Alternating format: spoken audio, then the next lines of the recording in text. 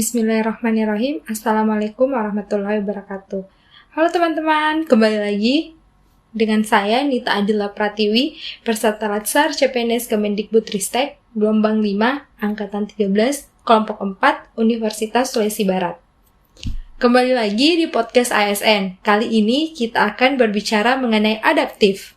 Adaptif merupakan salah satu karakter penting yang dibutuhkan oleh individu maupun organisasi untuk mempertahankan kelangsungan hidupnya. Dengan kata lain, adaptif adalah karakteristik alami yang dimiliki oleh makhluk hidup untuk bertahan hidup dan menghadapi segala perubahan lingkungan atau ancaman yang timbul. Kode etik dari adaptif ini adalah cepat menyesuaikan diri dengan perubahan, terus berinovasi dalam bekerja sama untuk menghasilkan nilai tambah, dan menggerakkan pemanfaatan berbagai sumber daya untuk tujuan bersama. Pada podcast kali ini, kita akan membahas mengapa seorang ASN perlu bersikap adaptif. Yang pertama, karena perubahan lingkungan strategis. Lingkungan strategis di tingkat global, regional maupun nasional yang kompleks dan terus berubah adalah tantangan tidak mudah bagi praktek-praktek administrasi publik, proses-proses kebijakan publik, dan penyelenggaraan pemerintahan ke depan. Dalam kondisi di mana perubahan adalah sesuatu yang konstan dengan nilai sosial ekonomi masyarakat yang terus bergerak, disertai dengan literasi publik yang juga meningkat, maka cara sektor publik dalam menyelenggarakan fungsinya juga memerlukan kemampuan adaptasi yang memadai. Perubahan lingkungan strategis ini menjadi sesuatu yang tidak terhindarkan. Negara-negara di dunia juga dihadapkan pada persoalan global dalam bidang keamanan dan perdamaian dunia.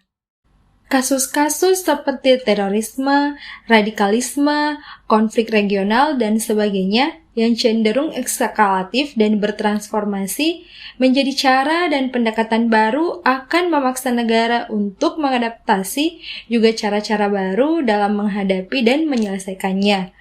Pendekatan lama dalam menangani persoalan keamanan dan perdamaian tentu menjadi usang dan tidak mampu lagi, sehingga negara perlu menemukan pendekatan lain yang sesuai dengan tantangan isunya.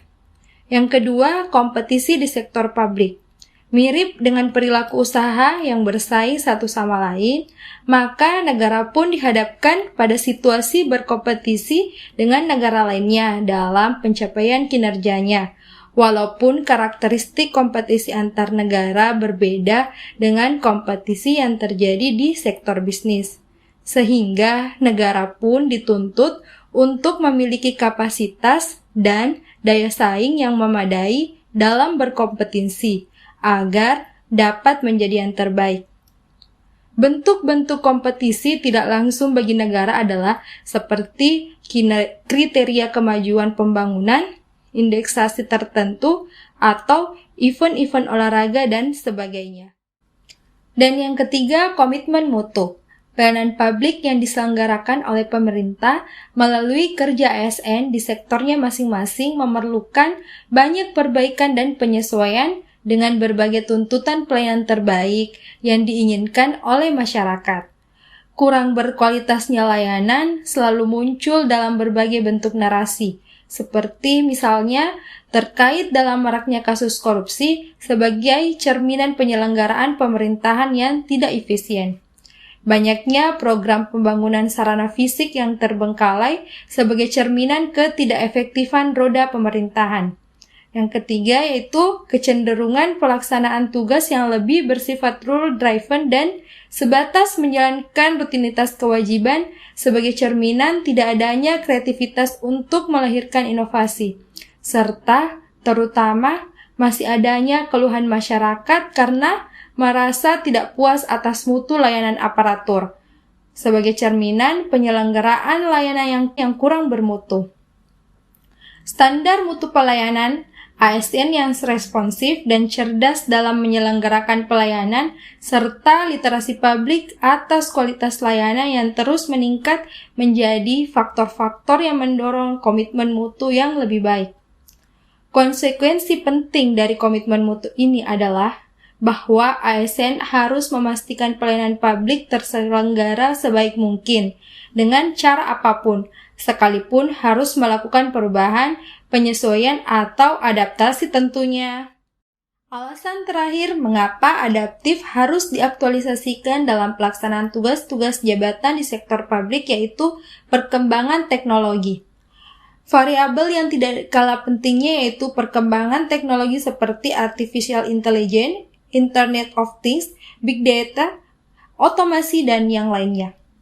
Tidak bisa dipungkiri bahwa teknologi menjadi salah satu pendorong perubahan terpenting yang mengubah cara kerja birokrasi serta sektor bisnis.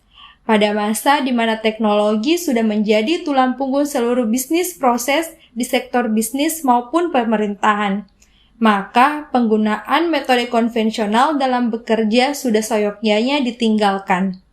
Peralihan ini tidak saja bertumpu pada pembangunan infrastruktur teknologi, tetapi juga memastikan SDM, budaya kerja, mentalitas, dan yang tidak kalah penting yaitu tingkat aksesibilitas yang memastikan keadilan bagi warga negara untuk mendapatkan hak pelayanan. Pelayanan publik yang berbasis digital menjadi salah satu tuntutan perkembangan teknologi dan juga kebutuhan bagi warga dalam mengakses dan mendapatkannya.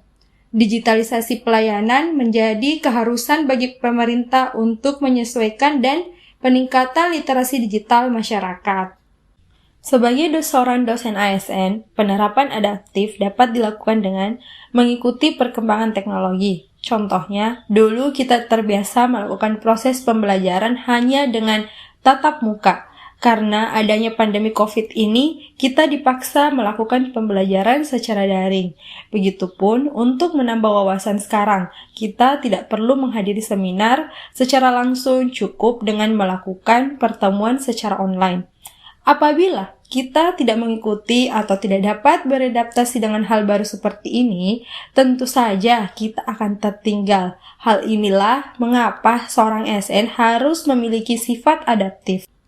Oke, sekian dulu podcast kita tentang adaptif yang merupakan salah satu core value ASN. Thank you for listening and see you another podcast. Assalamualaikum warahmatullahi wabarakatuh.